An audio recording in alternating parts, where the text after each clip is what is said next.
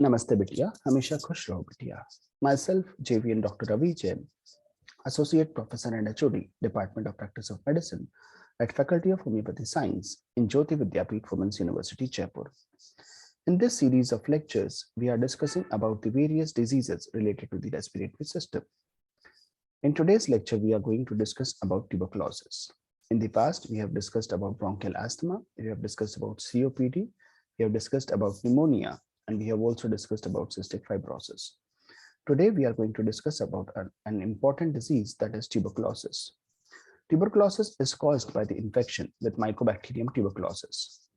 Mycobacterium tuberculosis is a rod-shaped, non-spore-forming bacilli that is thin, aerobic, and acid-fast bacilli. It is also caused by Mycobacterium bovis, that is reservoir in the cattle, and Mycobacterium africanum, that is reservoir is human. Around 1/3 of the world population has latent TB. So 1/3 of the population has a latent TB. The disease is most often affecting the lungs, though the other organs are involved up to 1/3 of the cases. So tuberculosis can affect any organ, but in most of the cases, the lungs are affected, but the other organs can also be affected. Now, what is the pathology and the pathogenesis of tuberculosis? Mycobacterium bovis arises from drinking non-sterilized milk from the infected cows. Mycobacterium tuberculosis is spread by inhalation of the aerosolized droplets nuclei from the other infected patients by coughing, sneezing, or speaking. The organism lodged in the alveoli and initiate the recruitment of macrophages and lymphocytes. Macrophages undergo transformation into epithelioid and Langerhans cells, which aggregate into the lymphocytes to form classical tuberculous granuloma.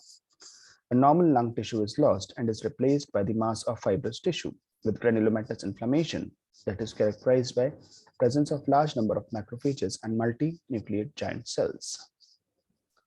There are numerous granuloma aggregate to form a primary lesion. So there are lots of granulomas that are aggregating to form the primary lesion. How the granuloma was formed? Macrophages, the organism was lodging in the alveoli and they were initiating the recruitment of macrophages and lymphocytes. These macrophages undergo transformation into epithelioid and Langerhans cells that were aggregating with the lymphocytes to form a classical tuberculous granuloma. So this is the granuloma that is formed. Normal lung tissue is replaced by the mass of fibrous tissue and granulomatous inflammation that is characterized by a large number of macrophages and multinucleate giant cells. Numerous granuloma aggregate to form a primary lesion or Ghone's focus. A pale yellow caseous nodule, usually a few millimeter to 1 to 2 centimeter in diameter, which is characteristically situated in the periphery of the lung. The combination of primary lesion and the regional lymph node is referred to as the primary complex of Franke. The lesion eventually calcifies and is clearly seen on the chest X-ray. The secondary foci in the other organs includes the lymph nodes, serous membrane, meninges, bones, liver, kidneys, and lungs. The infection of tuberculosis has maybe the appearance of cell-mediated delayed type of hypersensitivity reaction to tuberculin that is demonstrated by tuberculin skin testing. Now, the clinical features of primary pulmonary disease. There is infection of a previously uninfected tuberculin-negative individual. There is self-limiting febrile illness, influenza-like illnesses, the skin test conversion, primary complex, lymphadenopathy, consolidation, and obstructive emphysema, pleural effusion, and erythema nodosum. There is another variety of tuberculosis, that is miliary tuberculosis. Here, there is blood-borne dissemination of tuberculosis. Miliary tuberculosis is characterized by 2 to 3 weeks of fever, night sweat, anorexia, weight loss, dry cough.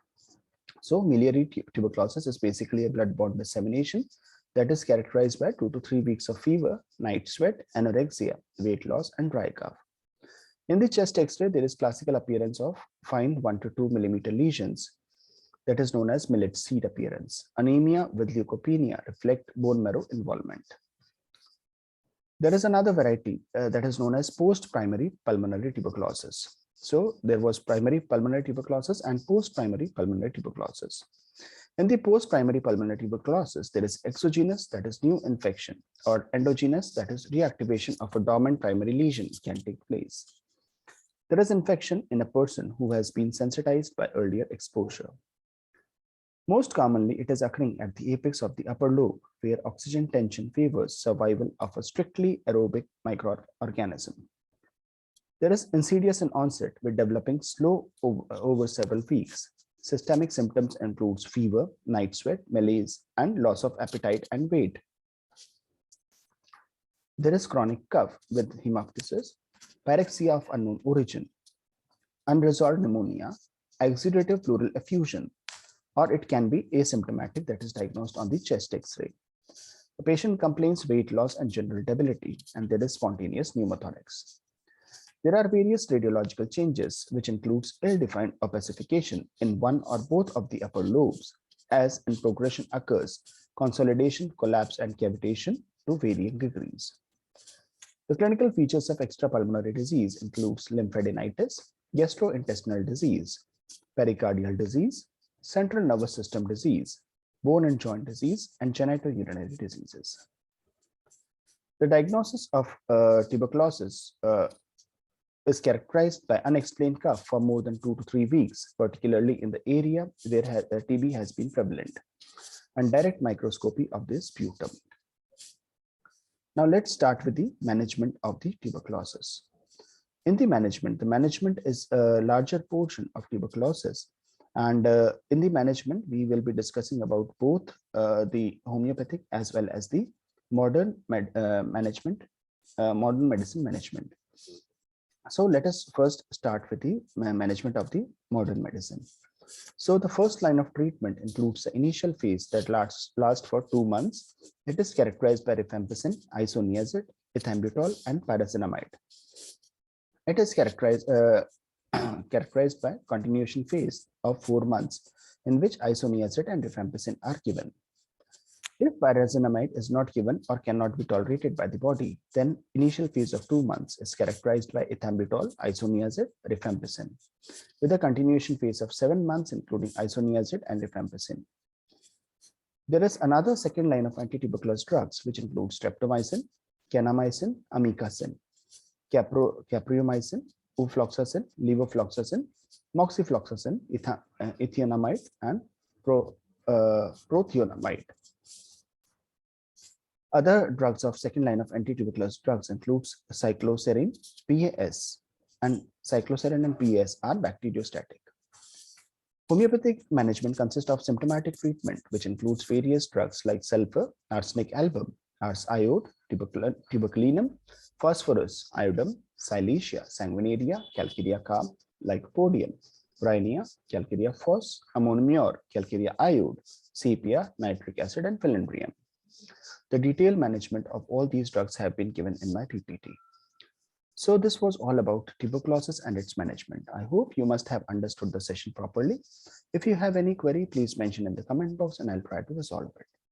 So this was all for today. Thank you very much. Have a good day.